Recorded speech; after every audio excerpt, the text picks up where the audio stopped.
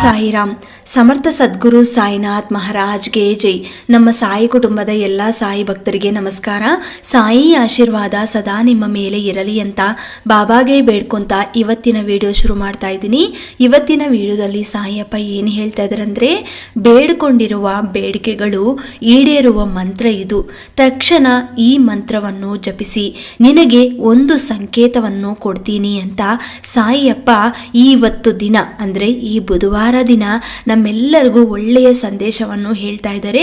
ಒಂದು ಮಂತ್ರವನ್ನು ತಂದಿದ್ದಾರೆ. ನಮಗೆ ಒಳ್ಳೆಯದಾಗಬೇಕು ಅಂತ ಸಾಯಿಯಪ್ಪ, ಯಾರ್ಯಾರು ಸಾಯಿಯಪ್ಪನ ನಂಬಿಕೊಂಡಿದ್ದಾರೋ ಅವರೆಲ್ಲರಿಗೂ ಒಳ್ಳೆಯದಾಗಬೇಕು ಅಂತ ಈ ಮಂತ್ರವನ್ನು ಪ್ರತಿಯೊಬ್ಬರು ನಂಬಿಕೆಯಿಂದ ಪೂರ್ತಿ ವಿಶ್ವಾಸ ಇಟ್ಟು ಪ್ರಯತ್ನ ಮಾಡಿ, ಖಂಡಿತ ನಿಮ್ಮ ಜೀವನದಲ್ಲಿ ಅನ್ಕೊಂಡಿರೋದೆಲ್ಲ ಕೂಡ ಆಗುತ್ತೆ. ಪ್ರತಿದಿನ ನಮ್ಮ ಜೀವನದಲ್ಲಿ ನಡೀತಾ ಇರೋಂಥ ಕಷ್ಟಗಳನ್ನ ನೋಡಿ ನಮಗೆ ಸಾಕಾಗಿರುತ್ತೆ ಅಂತ ಕೆಲವೊಬ್ರು ಅಂತ ಇರ್ತಾರೆ. ಆದ್ರೆ ಅವರು ಮಾಡ್ತಾ ಇರುವಂತ ತಪ್ಪುಗಳು ಅವರೇ ಕಂಡಿಡಿದ್ರೆ ಜೀವನದಲ್ಲಿ ಖಂಡಿತ ಅವರು ತುಂಬಾ ಮುಂದಕ್ಕೆ ಹೋಗ್ತಾರೆ.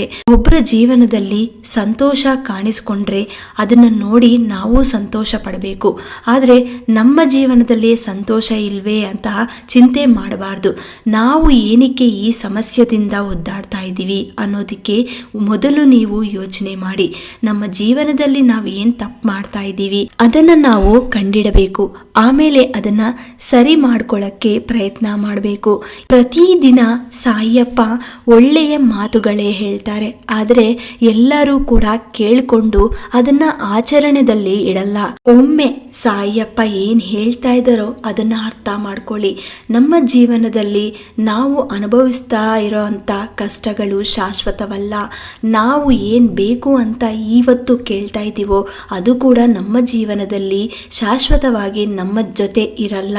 ಇವತ್ತು ನೀವು ಮಾಡಿರೋ ಎಲ್ಲ ತಪ್ಪುಗಳು ಒಮ್ಮೆ ಸಾಯಿ ಮುಂದೆ ಹೇಳ್ಕೊಳ್ಳಿ.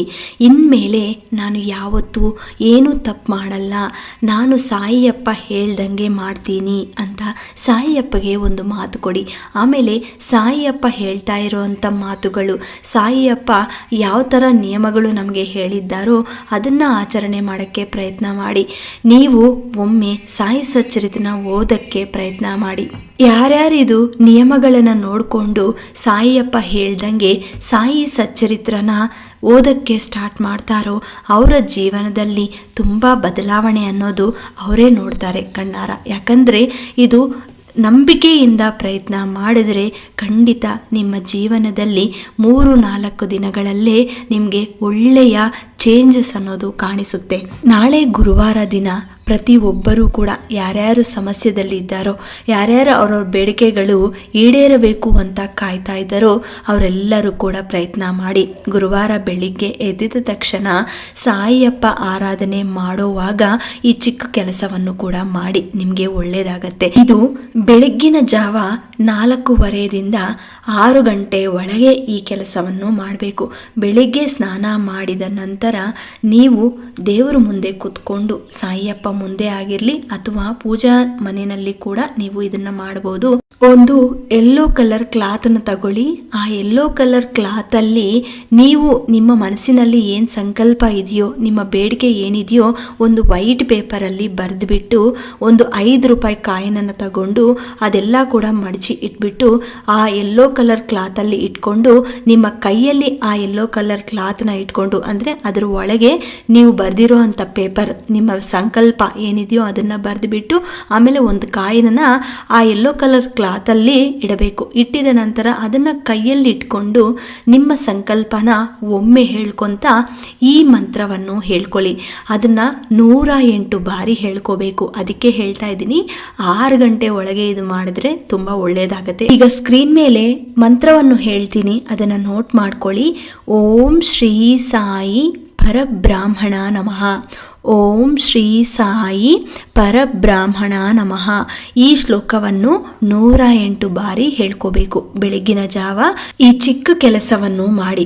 ನಾಳೆ ಖಂಡಿತ ನಿಮಗೆ ಸಾಯಿಯಪ್ಪ ಕಾಣಿಸ್ಕೊಂತಾರೆ. ಯಾಕಂದ್ರೆ ಅವರ ಪವಾಡ ನೀವು ನೋಡಬೇಕು ಅಂದ್ರೆ ಈ ತರ ಒಮ್ಮೆ ಪೂಜೆ ಮಾಡಿ, ನಂಬಿಕೆಯಿಂದ ಭಕ್ತಿಯಿಂದ ಆರಾಧನೆ ಮಾಡಿ. ಖಂಡಿತ ಸಾಯಿಯಪ್ಪ ಮಿರಾಕಲ್ ನೀವು ನಿಮ್ಮ ಮನೆಯಲ್ಲೇ ನೋಡ್ತೀರಾ.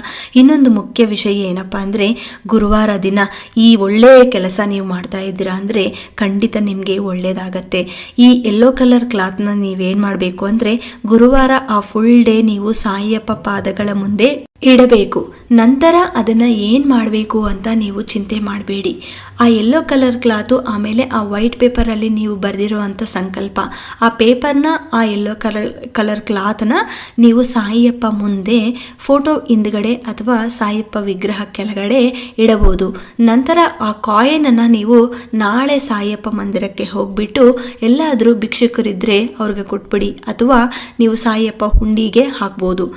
ಆಮೇಲೆ ಆ ಯೆಲ್ಲೋ ಕಲರ್ ಕ್ಲಾತಲ್ಲಿ ಇರುವಂಥ ಪೇಪರ್ನ ನೀವೇನು ಮಾಡಬೇಕು ಅಂದರೆ ನಿಮ್ಮ ಸಂಕಲ್ಪ ನೆರವೇರೋ ತನಕ ನೀವು ಪ್ರತಿದಿನ ಆರಾಧನೆ ಮಾಡಿ. ಸಾಯಿಯಪ್ಪ ಆರಾಧನೆ, ಆ ಮಂತ್ರವನ್ನು ಪ್ರತಿದಿನ 108 ಬಾರಿ ಜಪಿಸುತ್ತಾ ಇರಿ. ಖಂಡಿತ ನೀವು ಶೀಘ್ರದಲ್ಲಿ ನೀವು ಅಂದ್ಕೊಂಡಿರೋದು ಹಾಗೇ ಆಗುತ್ತೆ. ಸಾಯಿಯಪ್ಪ ಆಶೀರ್ವಾದದಿಂದ ನಿಮಗೆಲ್ಲ ಕೂಡ ಒಳ್ಳೆಯದಾಗತ್ತೆ. ತಪ್ಪದೆ ಎಲ್ಲರೂ ಕೂಡ ಈ ಚಿಕ್ಕ ಕೆಲಸವನ್ನು ಪ್ರಯತ್ನ ಮಾಡಿ. ನಾಳೆ ಅದಕ್ಕೆ ನಿಮಗೆ ಇವತ್ತೇ ವಿಡಿಯೋ ಮಾಡ್ತಾ ಇದ್ದೀನಿ, ನಿಮಗೆಲ್ಲರಿಗೂ ಯೂಸ್ ಆಗುತ್ತೆ ಅಂತ. ಇದನ್ನ ಇನ್ನೂ ಕೆಲವೊಬ್ಬರಿಗೆ ಶೇರ್ ಮಾಡಿ, ಲೈಕ್ ಮಾಡಿ ಈ ವಿಡಿಯೋನ.